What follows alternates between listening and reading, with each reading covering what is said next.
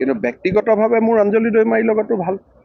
नैबे भिडिअनि गेजेरजों step by step जोंनि बर'नि पलिटिक्स पार्टिनि सायावहाय डिसकासन खालामनाय जागोन रायजोफोर। नोंथांमोना नुबोगासिनो दङ जोंनियावहाय मोनथाम पलिटिक्स पार्टिया अलरेडि गावनानै थांखाबाय।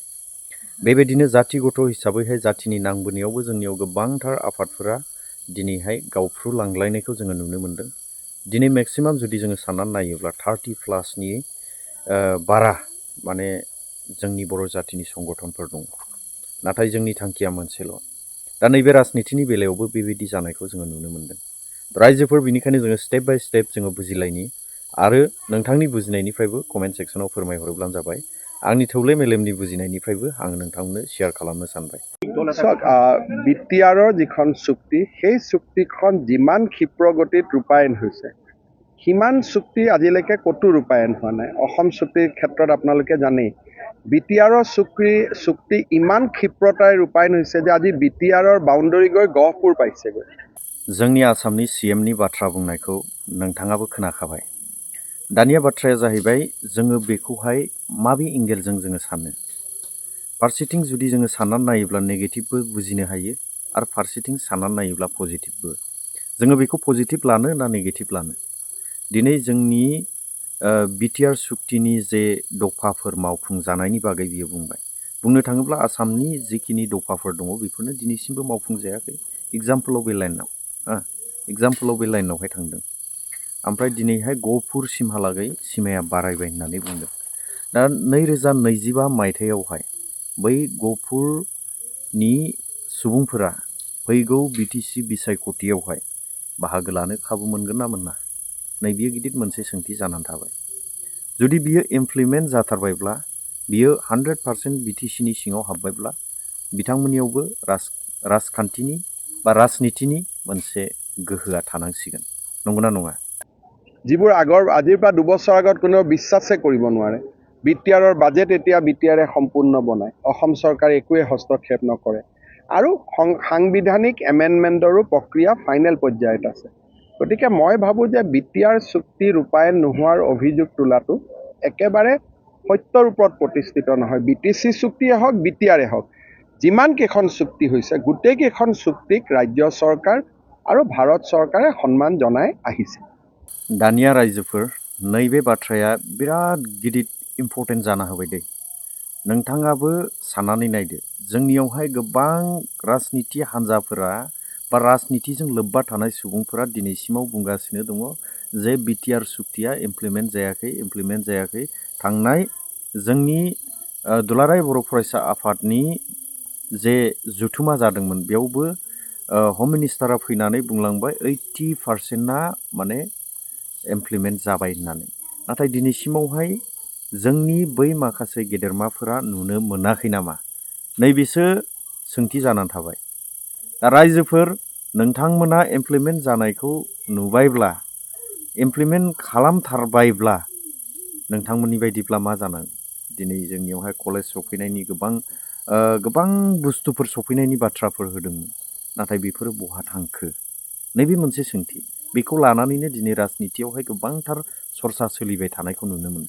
दा बेखौ नोंथांमोननि बुजिनाय बा साननाय हनाय बायदिब्ला बियो 100% इमप्लिमेन्ट जाथारबाय ना बिसोरो जोंखौ फोलादों ना थगायदों ना बिसोरो गावसिनि राजनितिनि लाबालाबनि थाखाय मावगासिनो दङ बा बाथ्राफोरखौ फोसावगासिनो दङ? जों बबे मोनसेखौ हमनानै लागोन दे नोंथांनि बुजिनायनिफ्राय कमेन्ट सेक्सनाव फोरमायहरदोलाय दे। আমাৰ সম্পৰ্ক বড়ো সমাজৰ লগত।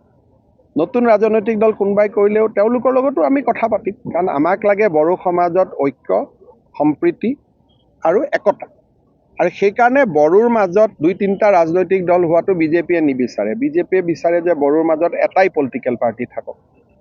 আৰু সেইকাৰণে যেতিয়া মাজত BPF আৰু UPPLৰো এটা সমন্বয়ৰ কথা ওলাইছিল আমিতো তাত সমৰ্থনে দি আহিছোঁ। গতিকে আমাৰ কথাটো হ'ল যে বড়ো জাতি একত্ৰিত হৈ থাকক, একেলগে থাকক আৰু বিজেপিৰ সেইটোৱে ভাল। কাৰণ একত্ৰিত হৈ থাকিলে আমাৰো কথা পাতিব ভাল। 2-3টা গ্ৰুপ হ'লে আমাৰো কথা পাতিব দিগদাৰ। কিন্তু ব্যক্তিগতভাৱে মোৰ অঞ্জলি দৈমাৰীৰ লগতো ভাল, তাত কোনো অসুবিধা নাই। গতিকে ইয়াত বিজেপিৰ প্ৰতিক্ৰিয়া দিবলগীয়া একো নাই। মোৰতো সকলোৰে লগত ভাল। গতিকে সমস্যা আমাৰ বিজেপিৰ ক্ষেত্ৰত একো নাই। কিন্তু বড়ো জাতিৰ মাজত ৩-৪টা ৰাজনৈতিক দল হোৱাটো জাতিটোৰ বাবে শুভ সংকট নহয়। नै दाब्ला हले मेन पइन्टआव फैबाय जेसेबांनाखि राजनिति दोलोआ गावस्रालाङा मानो बिजेपिआ बयजोंबो सोमोन्दोआ मोजाङैनो थाखागोन बियो 100%। आरो बिथांमोना माब्लाबाबो नैबे बिटिसिनि राजनिति दोलोफोरजोंहाय गाज्रि जानानैबो थानाय नङा। खारन बिथांमोना जोंनि नैबे बिटिसियावहाय गिदिर मोनसे टारगेट दङ आरो बिथांमोना नैबे जायगाखौहाय राजत्व खालामनो इच्छा दङ। खारन जोंनियावहाय नैबे सरकारावहाय 50-50 जानानै दङ। नेक्स्टआवहाय बांसिन मासिखौ जुदि लानो हायोब्ला निसय सिटआबो बिसिनिनो जागोन। अब्ला जेसेबांनाखि सिस्टेमफोर दङ बिथांमोना सालायजोबनो मोनगोन। नैबेबायदिजोंहाय राजत्व खालामनोहाय बिथांमोना गोबां सेस्था खालामदों।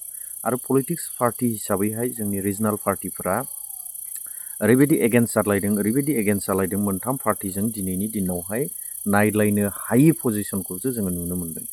दा जोङो पाब्लिक हिसाबैहाय जोङो सोरनि जानो? जोङो बिपिएफजों थाब्लाबो सोरनिबा थाखाय प्रब्लेम, जोङो दानि गोदान पार्टीजों थाब्लाबो सोरनिबा थाखाय प्रब्लेम, जोङो इउपिपिएलजों थाब्लाबो सोरनिबा थाखाय प्रब्लेम। बबे मोनसे पार्टीजोंहाय जोङो सापर्ट खालामनो? माबोरै जोङो समर्थन खालामनो? नैबे जोंनि सायावहाय गिदिर मोनसे प्रब्लेम जाबाय। दा बबेबा मोनसे पार्टीजों थायोब्ला बबेबा मोनसे पार्टीया दुखु मोननाय फैयो। गेजेर गेजेर मा खालामनो ना? गेजेर गेजेर मा खालामनो होननायावनो बुजिना लादो। दा नैबेबायदि पजिसनाव आरो जोंनि भटआ डिबेट जालांजोब्बाय, गावफ्रुजोब्बाय। आरो गावफ्रुजोबनायनि बेलायावनो बिजेपिआ बेवहाय मोजाङैनो खाबु मोनगोन। आंनि आइडियासो दै, आंनि आइडिया बायदिबो जाजोबाबो जानो हागौ। खिन्थु गमामायैनो बेबायदि सिस्टेमा जुदि जायोब्ला बियो सुख'नो हायि मोनसे दुखुनांथावनि बाथ्रा जानानै थागोन। रायजोफोर नोंथांमोननि बुजिनायनिफ्राय मा कमेन्टआव फोरमायहरदो। जोङो गारबोनाय समफोरावहाय जोङो खोनाबोनो मोन्दोंमोन इउनिटिनि बाथ्राया बहा थांखो? दिनैनि दिनावहाय आरोबाव दिनै गावस्रानायनिसो बाथ्राया फैनायखौ जोङो नुनो मोन्दों। बे गावस्रानायावबो गिदिर मोनसे रिजन दङ, ओरैनो गावस्रायाखै। जाय मानसिया गोसो गोरबोजोंहाय दुखु मोनो अब्लासो माबा मोनसेखौ सानो, गुबुन जानो गोसो जायो, ज' जानो गोसो जाया। बेवहाय गोबांथार माखासे खारनफोर दङ। दा बे खारनफोरखौहाय जोङो लासै लासैनो बुजिलांगोन। आरो राजनितियावहाय जेसेबांनाखि नोङो रोंगौथि लानानै बा जेसेबांनाखि नोङो मोजां स्टेटास सिगाङावहाय लानानै फैयाथों मानो, राजनितियाव जेब्ला एन्ट्रि जाबाय अब्ला बिनि स्टेटासा टटेलि वेस्ट थांखायो, बियो 100%। जायनि सायावहाय जोङो राजनितिगिरिफोरखौ फोथायनोनो जों गोब्राब। राजनितियाव मोजांबो दं, गाज्रिबो दं। आरो राजनितियाव जाया बारसोमो बेखौ रावबो फोथायनो हाया। दा बिजेपिनि बाथ्राखौथ' नोंथांमोना खोनाखाबाय। स्पेसियेलि मोनथाम पार्टीजोंबो बिसोरहा जेबो गाज्रि गैया। एलायन्स जानानैब्लाबो बिसोरो सरकारखौ दाखागोन, बियो 100%। दा रायजोफोरा आङो बेसेखिनि भिडिअखौनो लानानै फैदों। नोंथांनि बुजिनायनिफ्रायबो कमेन्टआव फैदो। स्पेसियेलि सोरनिबा थाखाय बा जाथिनि थाखाय आङो खहा जानाय बाथ्रा बुंबोदोंब्ला गावनिनो आंगो बर'नि इउटुबार होननानै आंखौ निमाहा होयोब्लानो जाबाय। थेंक इउ बर' हारि, जिउ गोलाव जाथों।